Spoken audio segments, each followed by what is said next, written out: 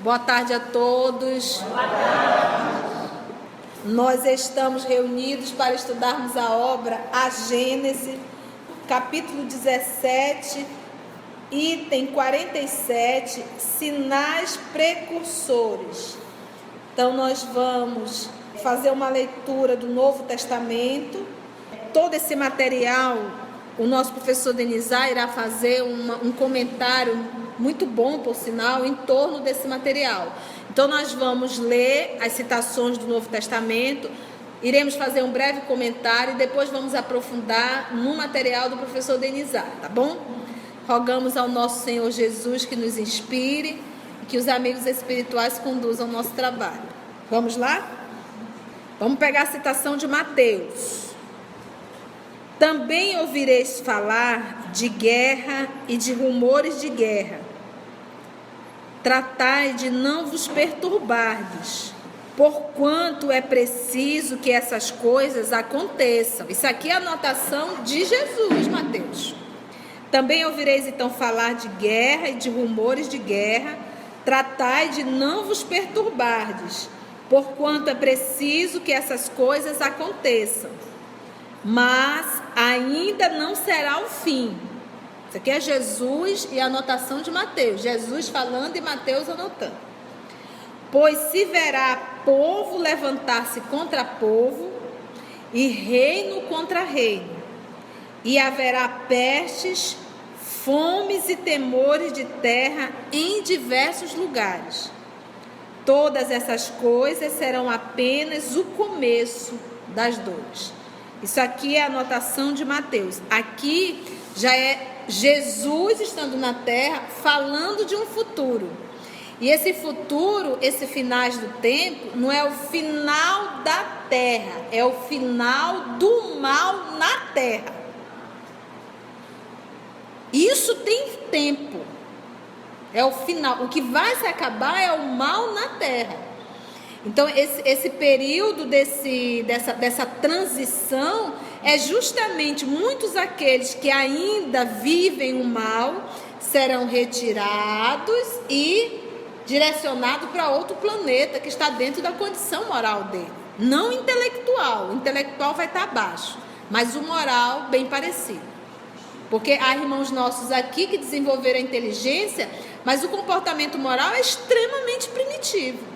Às vezes você vê uma criatura dar um show como um profissional na área que ele entende, você tirando ele daquele âmbito, você diz, meu Deus, será que é a mesma pessoa? Que a criatura não tem a mínima moral no falar, no comer, no conviver. É um palavreado chulo, baixo, vil. Mas dentro do ambiente profissional dele é um lorde ou uma lady. Tirou dali e pronto, e se assusta. Então desenvolveu a intelectualidade, mas esqueceu de se moralizar. Então esse é o final. O final dos tempos é o final do mal na terra. Não vem aqui acreditar que vai acabar, que não vai. Se essa terra viesse a desaparecer, a explodir, nós vamos morar em outro planeta. Porque o espírito não morre nunca. O espírito é imortal.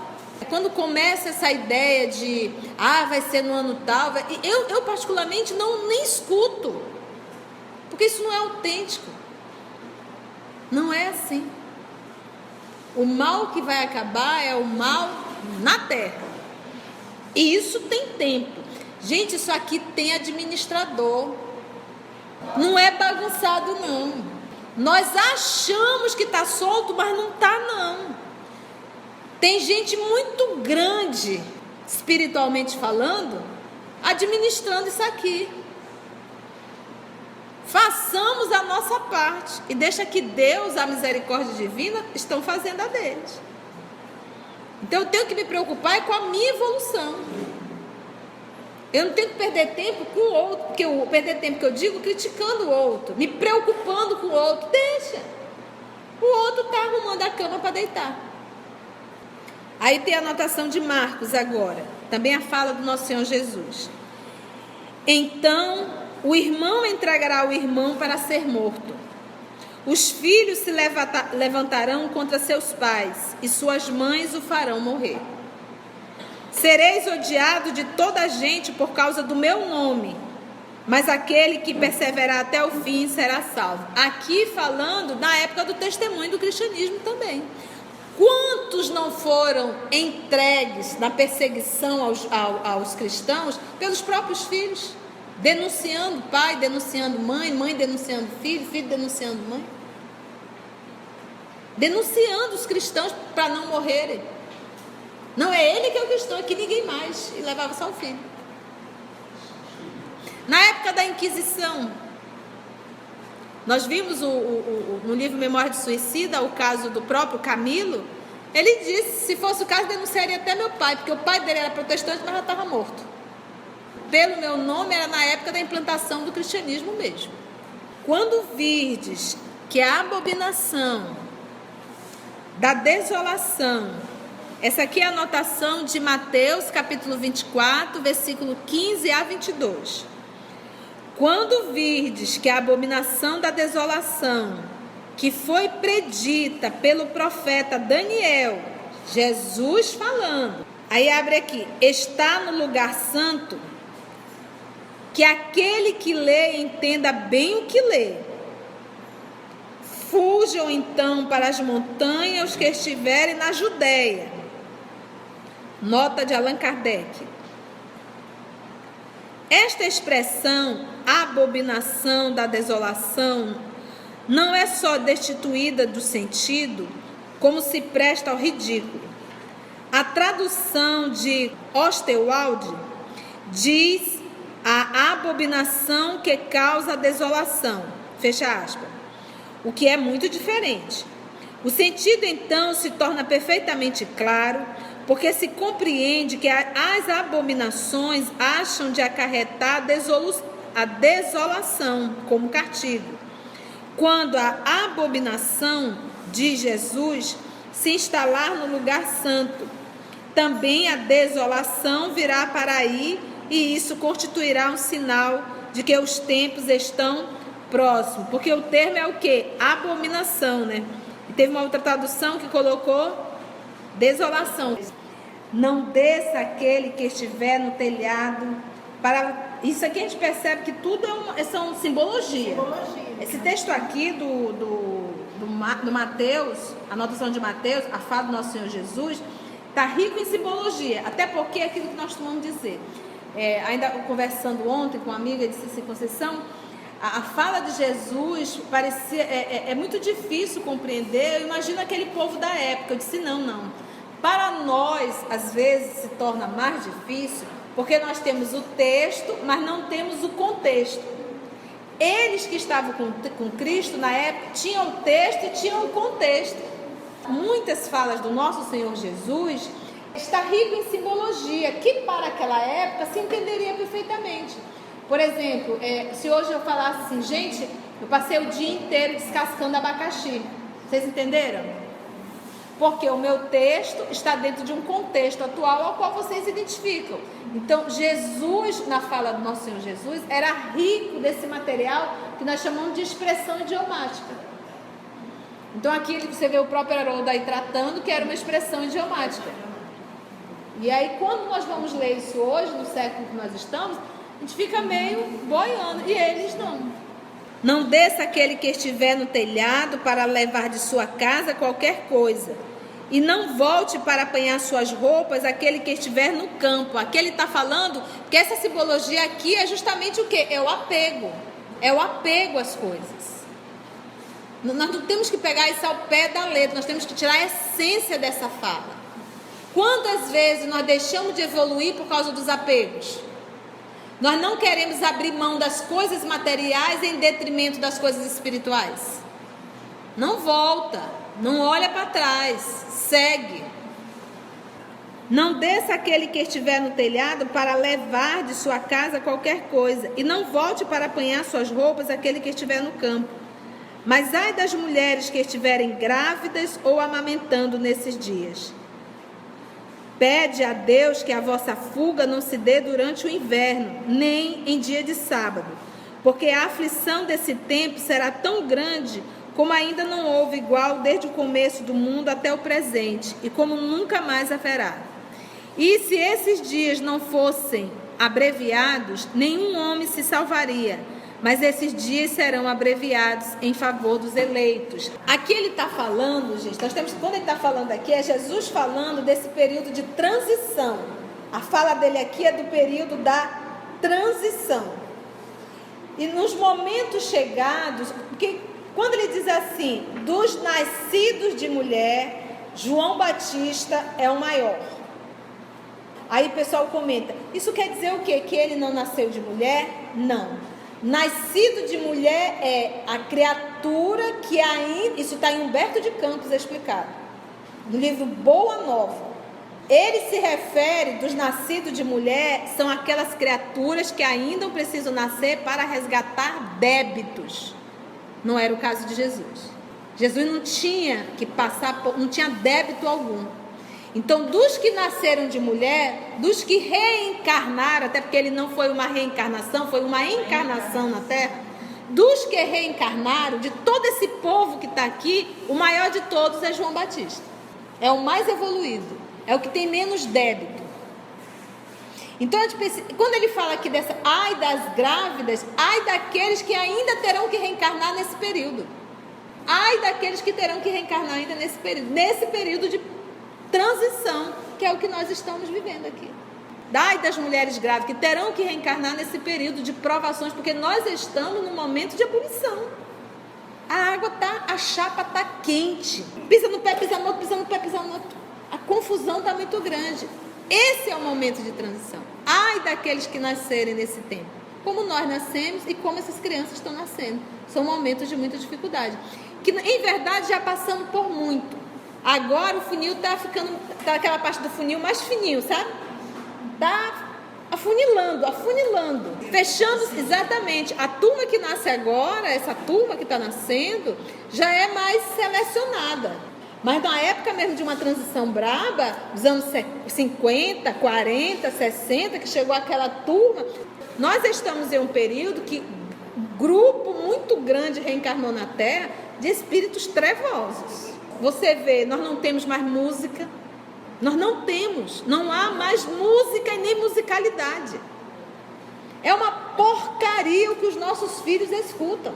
Só barulho e de músicas baixa, textos horrorosos, uma dança primitiva, além de primitiva, promíscua. É uma promiscuidade na dança. Então, a nossa cultura desabou.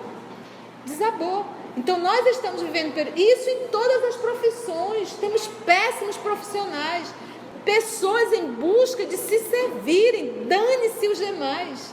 Então, esse período que nós estamos passando é o período realmente mais difícil. Mas a separação já está acontecendo.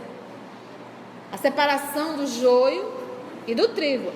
Essa é uma opinião minha particular quando eu olho para as das grávidas nesse período. É uma opinião particular, quando nós paramos para pensar com um pouco do material que nós temos, entendeu? Mas absolutamente dizer que é um pecado estar grávida, que ela vai sofrer. Não é isso.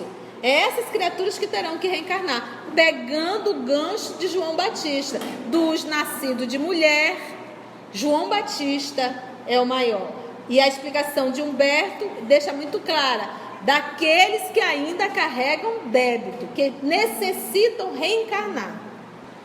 Eu acho assim interessante as pessoas ficarem correndo da sala para a cozinha com medo. Isso está nas obras, nós já estudamos isso na Gênesis, inclusive.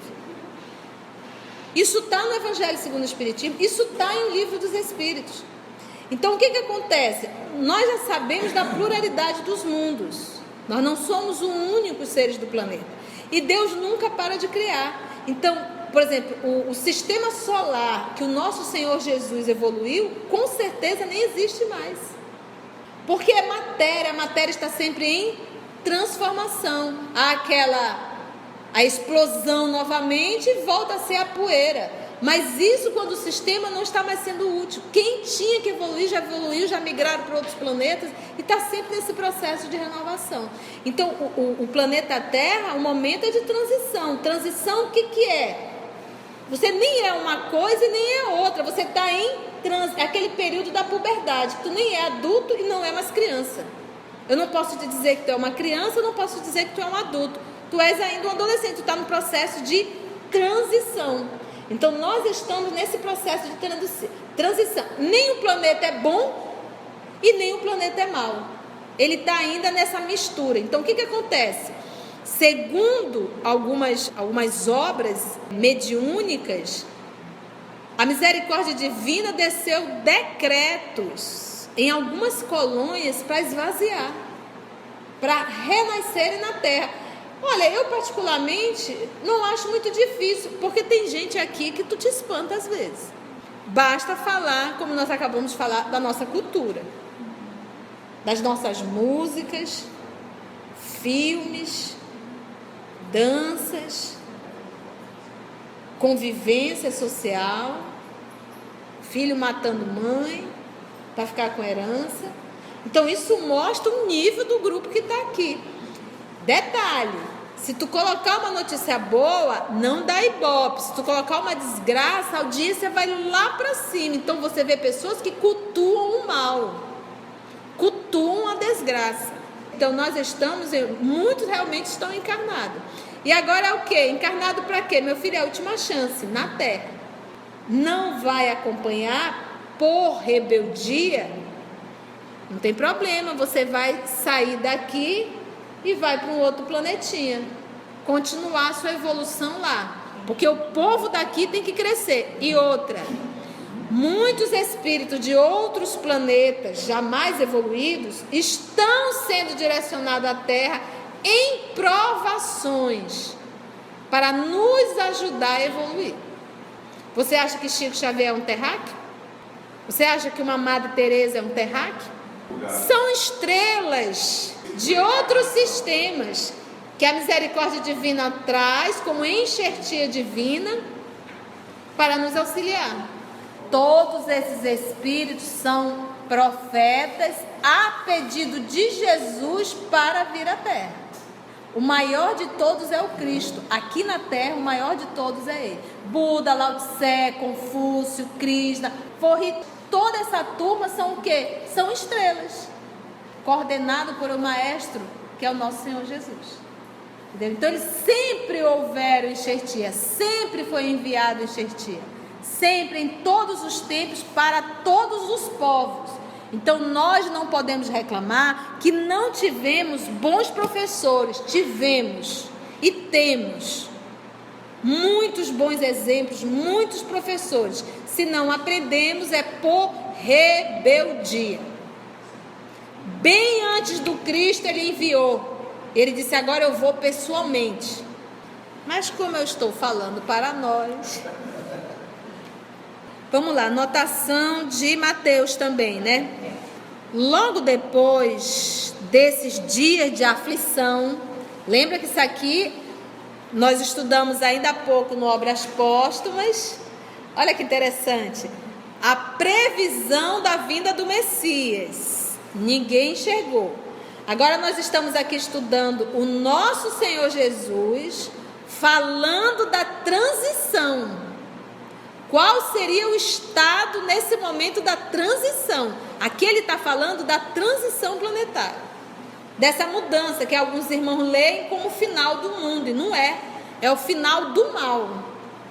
Vai chegar um momento que ela vai voltar à poeira, mas é quando não houver mais necessidade de criaturas na Terra. Todos já passamos pelo processo de evolução. O Pai, ele é de amor. Bora lá? Logo depois desses dias de aflição, o sol se obscurecerá e a lua deixará de dar sua luz. Isso aqui tudo é o quê? Simbologia. Não vai imaginar as estrelas caindo, pelo amor dos meus filhos. É igual quando ele diz: e Deus criou céus e terras. Aí a pessoa acha que é o céu e a terra. É quando você diz: eu vou mover céus e terras, mas eu consigo. Isso quer dizer o quê? Eu vou mover tudo. Então Deus criou céus e terra, Ele quer dizer o quê? Tudo. Do alfa a ômega. Vamos lá então. Logo depois desses dias de aflição, o sol se obscurecerá e a lua deixará de dar sua luz. As estrelas cairão do céu e as potestades celestes serão abaladas. Então o sinal do Filho do Homem aparecerá no céu e todos os povos da terra estarão em prantos e em gemidos e verão o Filho do Homem vindo sobre as nuvens do céu com grande majestade. Aí as pessoas estão achando mesmo Jesus vindo. Cheguei. Todos estão na desgraça, né? Nem combina. Para uma força que nasceu numa manjedoura em um silêncio de uma noite, quem dá show somos nós no Boi Bumbá. Isso é coisa de espírito que quer se fazer brilhar o que não brilha ainda. O Cristo está acima de tudo isso. Então não existe show, gente. Ele enviará seus anjos que farão ouvir a voz retumbante de suas trombetas. E esses anjos, esse enviará aqui, são essas enxertias divinas. Muitos estão reencarnando agora. Muitos espíritos bem iluminados mesmo. Estrelas mesmo, que estão vindo de outros sistemas. Nós estamos acompanhando crianças que choram que não vai comer o animalzinho. Vou comer o animalzinho. Desse eu vi um vídeo de uma criança explicando para a mãe que a mãe não deveria brigar com o pai. Mas ela deu uma lição de moral na mãe. A criança devia ter 4 anos de idade. É a mãe chorando e a menina explicando. Acho que a mãe se assustou com a menina e começou a gravar. Porque todos devemos viver em paz, mãe. Todos. Nós não fomos feitos para brigar um com o outro. Então, ou seja, essa seleção já está ocorrendo. Então, esses espíritos perversos, muitos estão tendo a última oportunidade. Quem vai ficar é quem merece ficar na Terra. Há crianças que são extremamente intelectualizadas, mas não são moralizadas. E que você tem que ter um pulso maior, porque a ideia de que eu vou te bater para te ficar de castigo, isso não resolve mais não. Se não for, se você não comprovar para ela que aquilo é melhor, tu tá dançando. Essa turma, ela entende muito. E ela é tão intelectualizada que às vezes o que essa criança faz? Ela coloca a mãe e o pai como refém delas. Quando elas percebem que a mãe ou que o pai acha que ela não entende nada, ela diz: agora, vou transformá-la em refém. Então nós temos que estar muito atentos. Nós estamos em transição? Estamos. Essa transição começou agora? Não. Essa transição começou, nós estamos em 2000, 40, 50 anos atrás. Bora lá. Então, logo depois desses dias, então o sinal do Filho do Homem aparecerá no céu e todos os povos da terra estarão em prantos e em gemidos. E verão o Filho do Homem vindo sobre as nuvens do céu com grande majestade. Ele enviará seus anjos que farão ouvir a voz retumbante de suas trombetas. Porque qual é a função da trombeta? É um anúncio, é a chamada. Então esses anjos, esses espíritos superiores reencarnam e vêm aqui tocar a trombeta para nos chamar a atenção verdadeiramente para o que nós viemos fazer na Terra. É o chamado. Corda, é a trombeta mesmo para acordar. E que reunirão seus eleitos dos 4 cantos do mundo, de uma extremidade à outra do céu. Aprendei uma comparação tirada da figueira. Quando seus ramos já estão tenros e dão folhas, sabeis que está próximo o verão. Olha aqui ele dando um exemplo da figueira. Olha, tu já está vendo que como a figueira já está vindo as folhinhas, já está chegando próximo o verão. Do mesmo modo, quando vides todas essas coisas, sabei que vem próximo o Filho do Homem, que ele se acha como que a porta. Então, dentro de todo esse turbilhão que nós estamos passando, isso já é um sinal que Jesus vai voltar. Voltar onde? Na carruagem de fogo? Não. Primeiro que só volta quem foi. Ele só foi dentro de nós. Ele não está mais em nós. O cristianismo ficou em nós até 350, 400. Depois disso, o cristianismo sumiu das nossas atitudes. Desapareceu. E aí a vinda do Consolador, a terceira revelação, para trazer Jesus de novo em nossas atitudes. Porque ele mesmo informou: daí não sairei até que haja um milagre. Estarei convosco até o final dos dias. Esse final é o quê? Até o final do mal.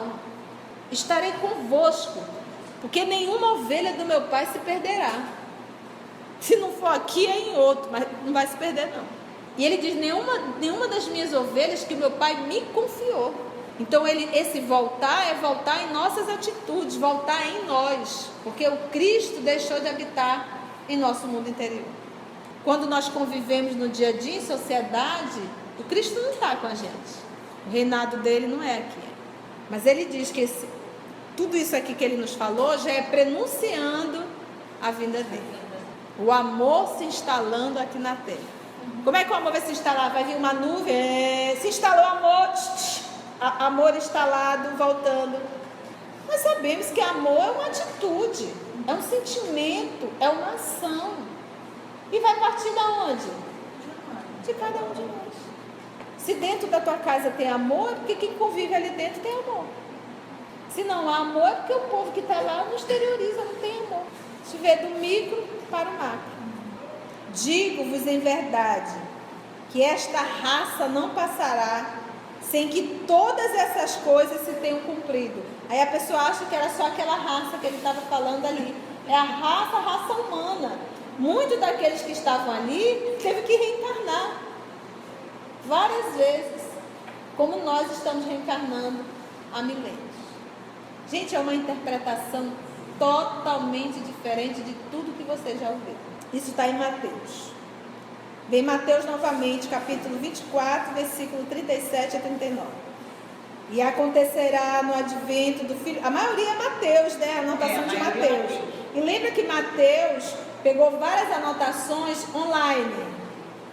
Pergaminho em mãos, tinta, pincel, Jesus falando e ele anotando. Aonde tu leu isso, Conceição? Vamos ler Humberto de Campos, da Boa Nova.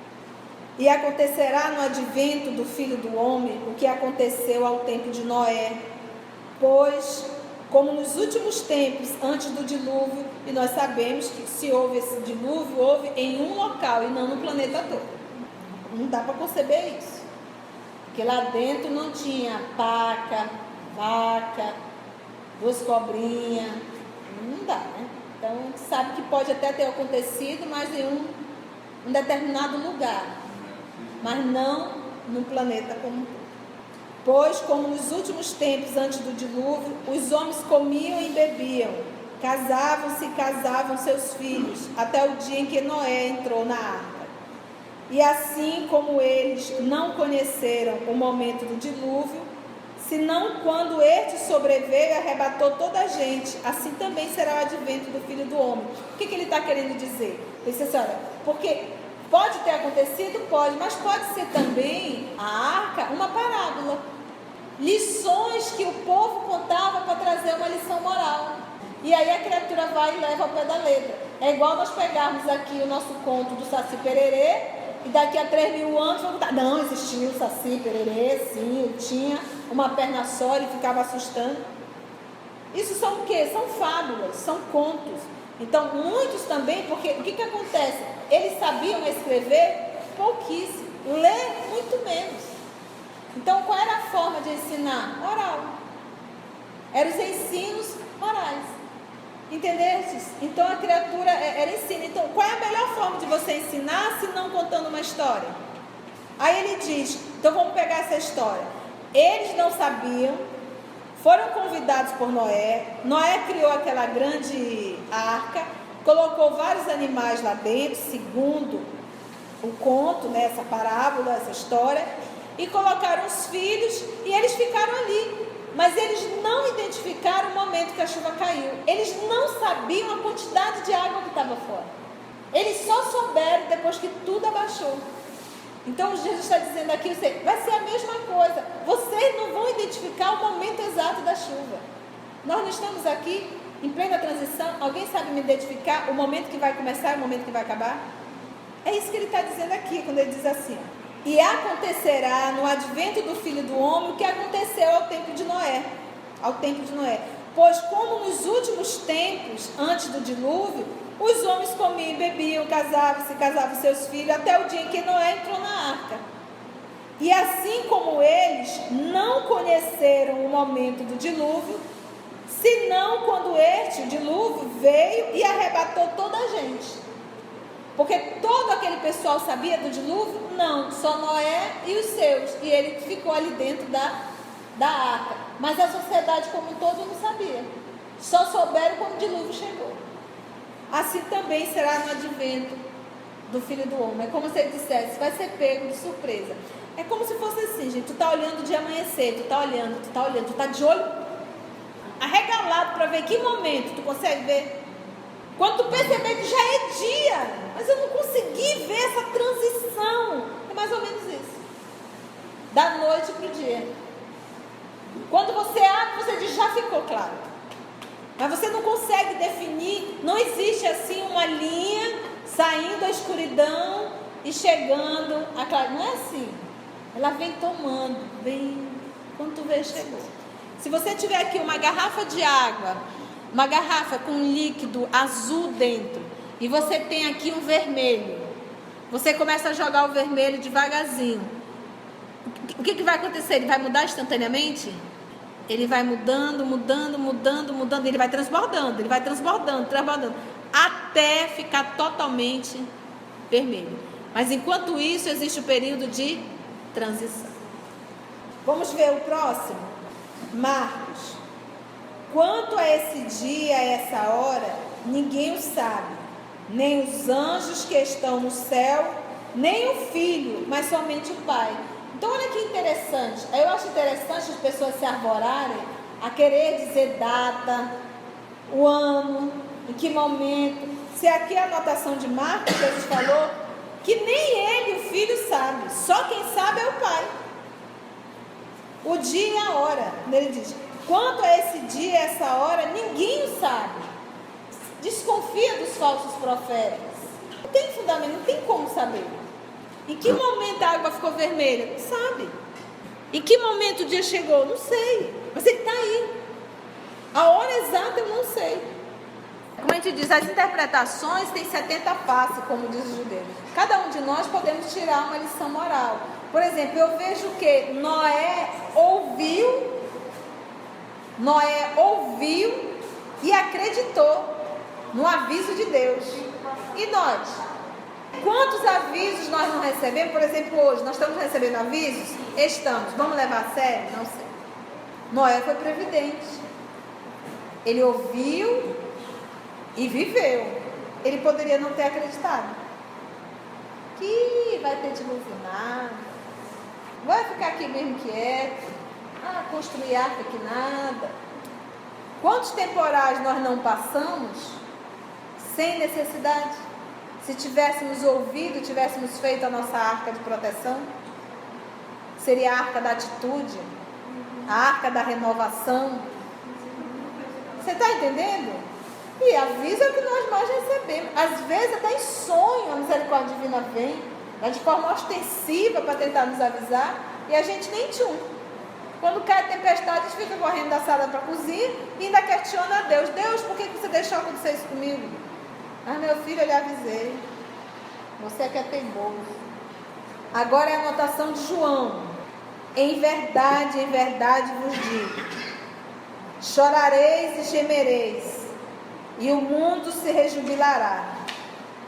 Estareis em tristeza, mas a vossa tristeza se mudará em alegria.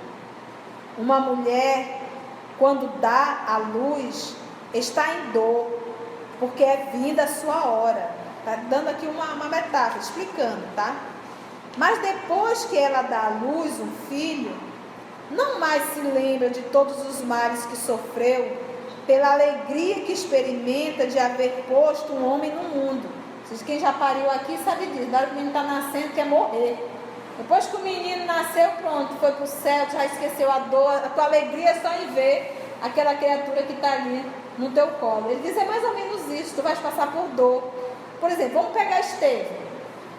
Sofreu muito. Foi fiel muito. Mas em compensação, quando desencarnou, foi recebido pelo nosso Senhor Jesus, esqueceu toda a dor que passou. A alegria do encontro com o Mestre é muito maior do que todas as dores que ele passou. Aí nesse momento, nosso Senhor Jesus aqui na anotação de João, faz uma analogia. No momento do parto, que é um momento de dor, e o momento que a criança nasce. O nosso testemunho, as dores morais que nós passamos, as expiações que passamos aqui na Terra, e a alegria quando desencarnamos e nos deparamos com o nascer do novo homem. Bezerra de Menezes, a vida dele aqui foi terrível. Porque olha, a gente querer trabalhar com amor em um mundo que é capitalista, e ele queria trabalhar, ele queria ajudar seus semelhantes, ele queria exercer a função dele salvando vidas, sem cobrar, não por dinheiro, mas por amor. O que aconteceu? Nem dinheiro para o caixão tinha, porque ele era pobre. Ele era pobre, não. Ele não amontoou nenhum dinheiro na terra, porque ele se preocupava com o ser humano, ao ponto de tirar o próprio anel e dizer, isso nada serve para mim. O anel da formatura dele deu para uma paciente para poder comprar os medicamentos para o filho. Ele mesmo pagava as receitas, a pessoa ia, ele atendia, mandava manipular o medicamento, que na época era assim, e mandava pendurar na conta dele, porque o que ele queria era trabalhar. Então é muito doloroso para essas almas, mas em compensação, quando retorna a pátria espiritual, a alegria é enorme. Voltei para casa, aqui é o meu lugar. Ele viveu a lição do nosso Senhor Jesus, angariais amigos. Faça amigos. É assim que agora estais em tristeza, mas eu vos verei de novo, e o vosso coração rejubilará, e ninguém vos arrebatará a vossa alegria. Nós vamos nos encontrar. Isso foi com Paulo, com Estevão, com Pedro, com Maria de Magdala. Madalena sofreu muito. Quantos não se aproximaram pedindo que ela voltasse a ser a prostituta? Sofreu muito. Mas em compensação, na desencarnação, disse agora, ninguém mais vai te roubar essa alegria. Ser bem-vinda, né? Ser fiel. E tem também, quando você alcança esse estado de vivência com Cristo, de estar em paz com Cristo, ninguém mais te tira a tua paz, porque você está com Ele. É a frase de Paulo, na alegria ou na tristeza, eu sou sempre, já não sou eu que vivo, é o Cristo que vive em mim. Chegaram no nível de vivência e de união com Cristo. Vamos pegar a anotação de Mateus, a última, e vamos entrar para o comentário do professor. Levantar-se-ão muitos falsos profetas que seduzirão a muitas pessoas. E porque abundará a iniquidade, que é a perversidade, a caridade de muitos esfriará. Aquele que realiza a caridade deixa de fazer por causa da perversidade. Quantas vezes você atende alguém, você vai ver que aquela pessoa, em verdade, estava só aprontando, porque não era um necessitado. Você diz, também não vou fazer caridade. Não vou mais fazer. Não adianta, esse povo não merece. Aí ele diz, mas aquele que perseverar até o fim, será salvo. Salvo de quem? Salvo de si mesmo, do egoísmo, da vaidade, do orgulho, da presunção. E este evangelho do reino será pregado em toda a terra, para servir de testemunho a todas as nações. É então que o fim chegará. Olha, ele ainda diz, o fim chegará. Agora é interessante, esse aqui foi escrito no ano de 33, 34. Quem é esse daí? É Mateus, no ano de 33. E Jesus já falava que iriam estudar o evangelho dele, a boa notícia, em todos os lugares do planeta. Nós estamos aqui no norte, no Brasil, estudando o Evangelho. Se cumpriu. E está se cumprindo. 2017 anos depois. Ele errou? O escrito é dessa época. Estamos nós aqui no domingo estudando. Vamos pegar o comentário do professor Denizar? Este quadro dos fins dos tempos é, sem dúvida, alegórico, como a maioria dos que Jesus compunha. Pelo seu vigor, as imagens que ele encerra são passíveis de impressionar inteligências ainda rudes, para ferir fortemente aquelas imaginações pouco sutis. Eram necessárias pinturas vigorosas de cores bem acentuadas. Ele se dirigia principalmente ao povo, aos homens menos esclarecidos, incapazes de compreender as abstrações metafísicas, dessa investigação da realidade que transcende, e de apanhar a delicadeza das formas. A fim de atingir o coração, era preciso que falasse aos olhos, com o auxílio de sinais materiais, e aos ouvidos, por meio da força da linguagem. Como consequência natural daquela disposição de espírito, segundo a crença de então, não era possível ao poder supremo manifestar-se senão por meio de fatos extraordinários, sobrenaturais. Quanto mais impossíveis fossem esses fatos, tanto mais aceita era a sua probabilidade. O Filho do Homem, a vir sobre as nuvens do céu, com grande majestade, cercado de seus anjos e ao som de trombetas, lhes parecia muito mais imponente do que a simples vinda de uma entidade investida apenas de poder moral. Por isso mesmo, os judeus, que esperavam no Messias um rei terreno, mais poderoso do que todos os outros reis, a fim de colocar a nação deles à frente de todas as demais e a reerguer o trono de Davi e de Salomão, não quiseram reconhecê-lo no humilde filho do carpinteiro, sem autoridade material, sem o quê? Dinheiro, riqueza e poder. No entanto, aquele pobre proletário, que seria, como se fosse assim, o pobre, é o pobre mesmo, miserável. No entanto, aquele pobre proletário da Judéia se tornou o maior entre os grandes. Se você quiser notar, olha, proletário, na antiga Roma, era o cidadão da última classe social que não pagava os impostos. Então, no entanto, aquele pobre proletário da Judéia, se referindo a Jesus, se tornou o maior entre os grandes. Conquistou para a sua soberania maior número de reinos do que os mais poderosos potentados. É patético você viver na Terra sabendo que nós temos prazo de validade, todos nós temos prazo de validade. Nós nascemos, o corpo físico, que tem prazo de validade, tem um tempo. Vai chegar um momento que a gente vai voltar para a nossa casa real, a nossa pátria espiritual. Pergunto eu, olha como é patético, para que eu vou acumular dinheiro? Por que eu vou perder toda uma encarnação acumulando bens que eu não vou levar? Eu acho interessante milionários, pessoas às vezes que vivem de uma forma medíocre para juntar dinheiro e morre. E eu digo, e aí? A família vai distribuir.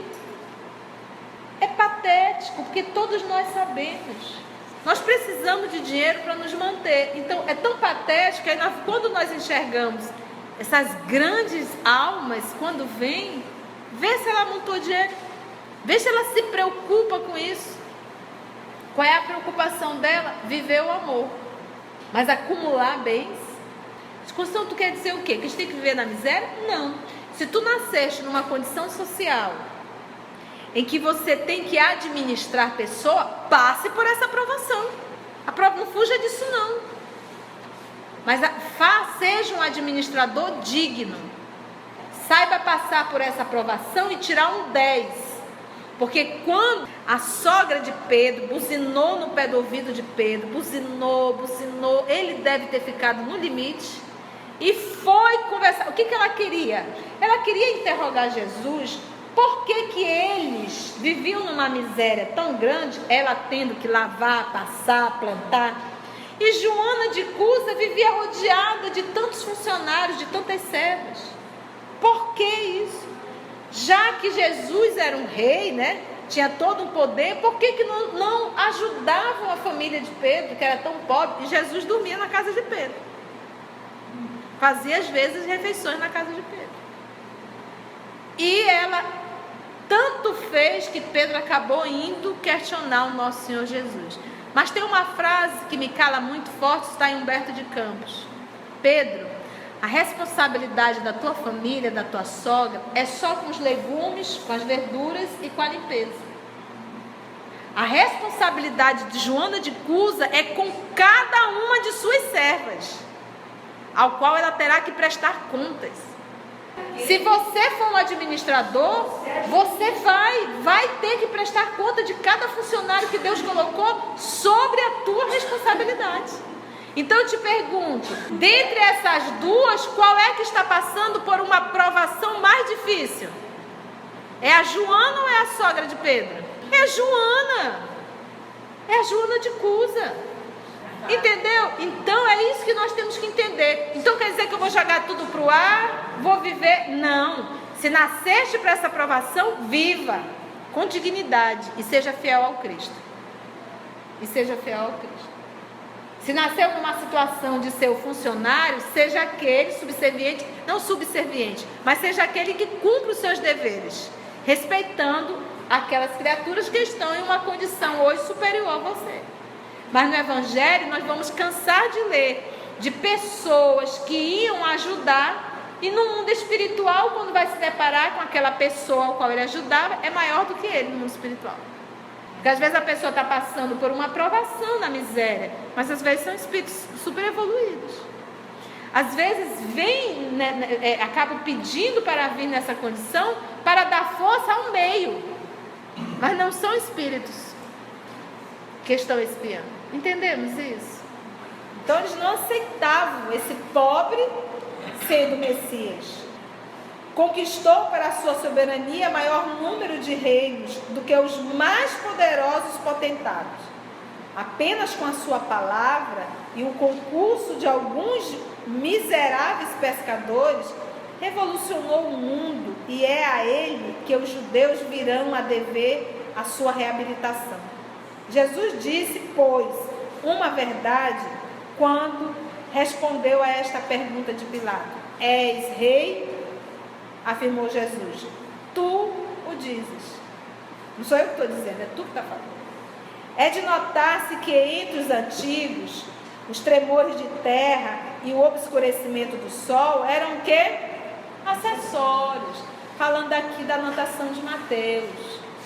Acessórios obrigatórios de todos os acontecimentos e de todos os presságios sinistros. Então, antes de dar o presságio sinistro, já começava assim: olha, a estrela vai cair, o sol vai escurecer, a lua vai desaparecer. Era uma introdução, né? Nós os encontramos por ocasião da morte de Jesus. Você vai ver lá que o céu escureceu, lembra? Da de César e no sem número de circunstâncias da história do paganismo. O paganismo era aqueles que cultuavam muitos deuses.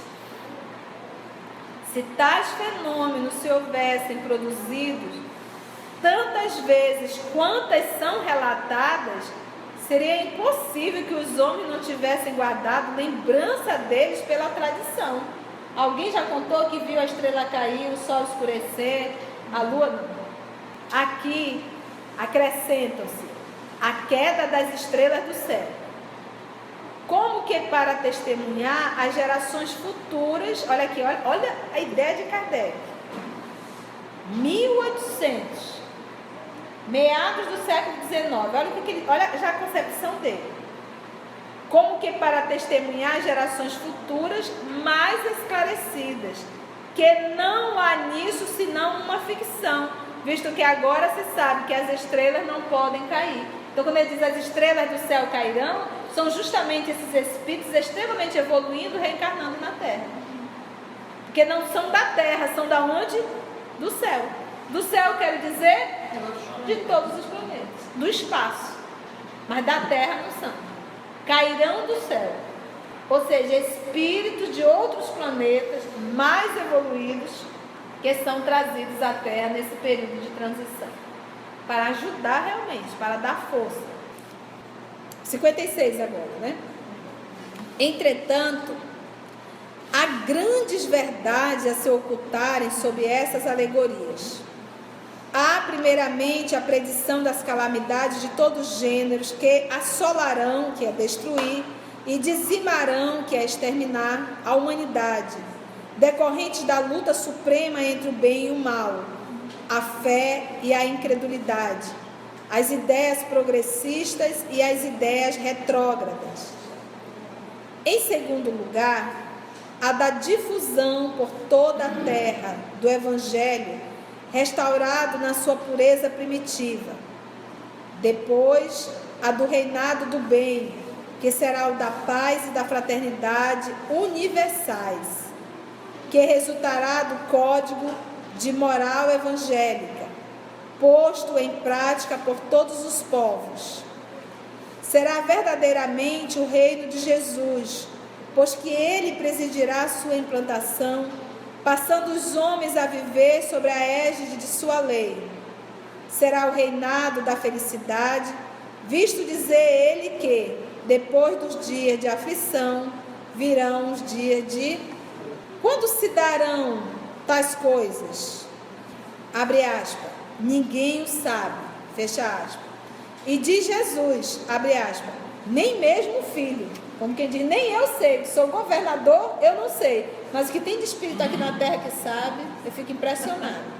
São os falsos profetas. Ele continua, Kardec.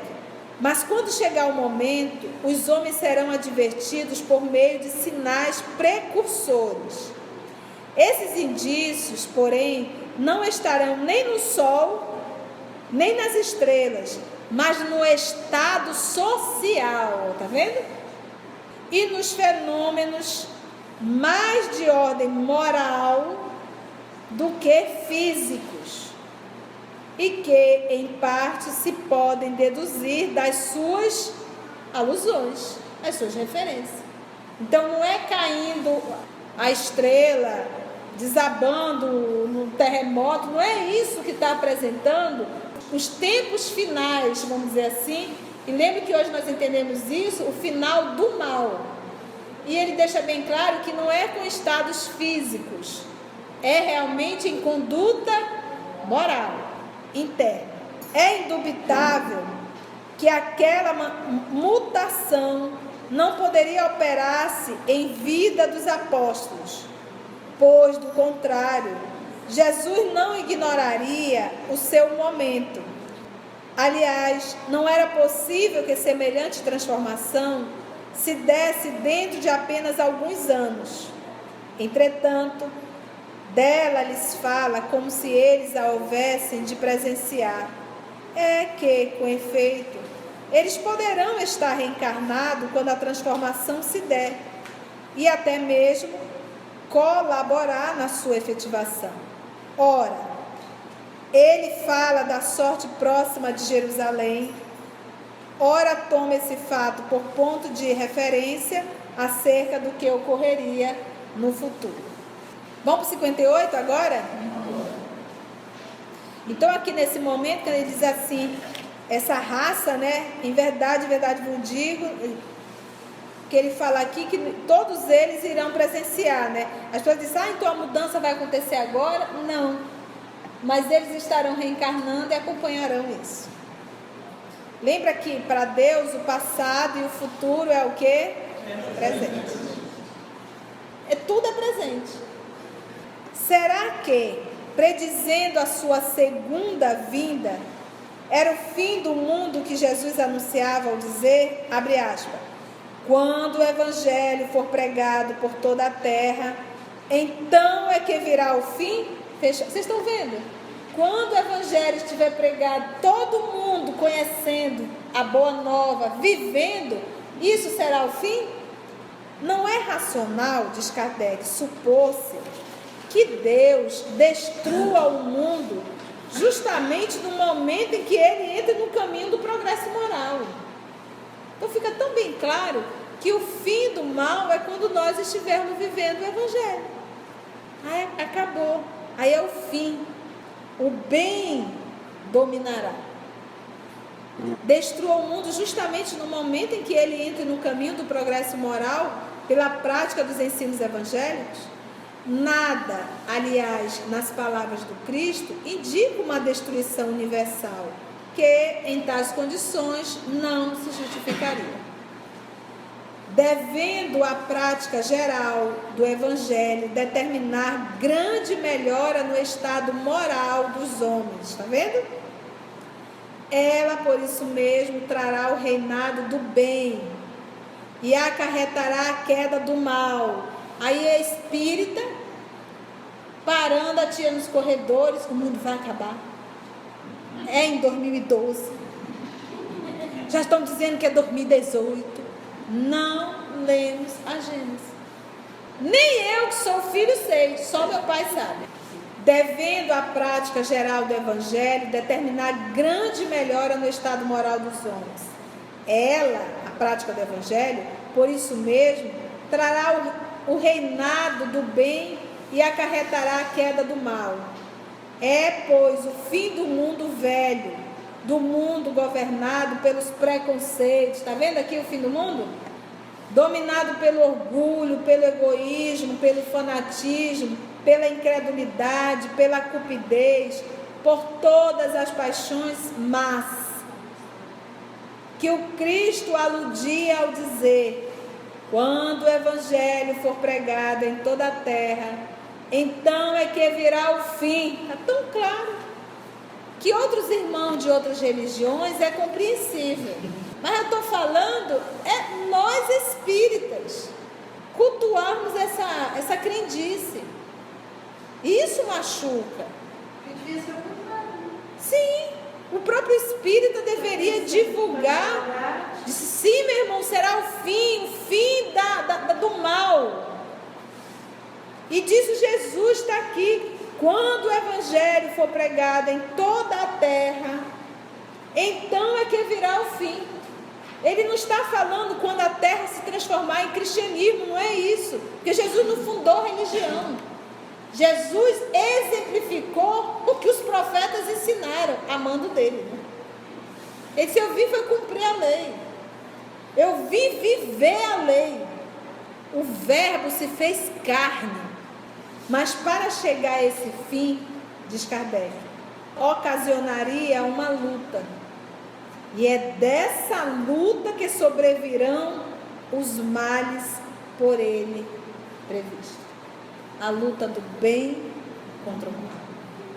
E essa luta maior é dentro de nós. É uma luta brava. É dentro. É o teu maior inimigo.